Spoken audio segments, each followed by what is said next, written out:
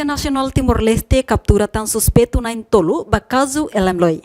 Comandante município Dili, superintendente chefe polícia Orlando Gomes ba jornalista Sira e Jardim BZ Habibi foi halau segurança ba professor contratado Sira nebe halo manifestação hahu se CCD to Jardim BZ Habibi e a lecidere Dili segunda-feira ne. Comandante Orlando Haktuir caso Elemloi acontece a sábado madrugada ne.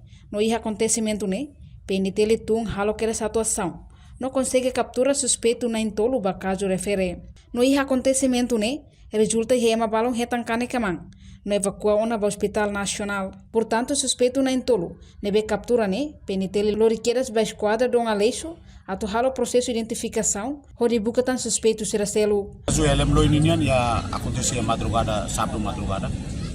E o momento de levar acontecimento e também a polícia será halo atuação que era depois o momento de levar captura que era suspeito na Intolo e tá halo agora processo sei ia balu kane kaman mas be está continuando a fazer halo tratamento para ser bem kane mas be na Intolo bem kita halo captura saune ne kita luar dari sira bayi esquadra dong alis para processo katan indícios balu ne bem precisa depende basi na Intolo ne bem kita captura sira se descobre tanto se cardan sira para o halo processo tipo caso ne sira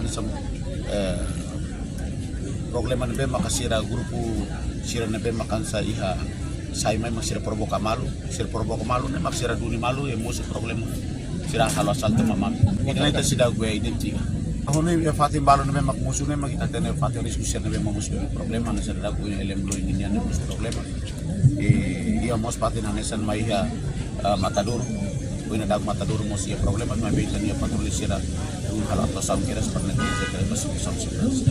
Reportagem Melania Conceição, Televisão Timor-Post. Janela informação ba Emahoto. Atua tem informação atual dia Gliu que tá halua. Hane botão subscribe, like, halo comentário no file botão ba media social hoto.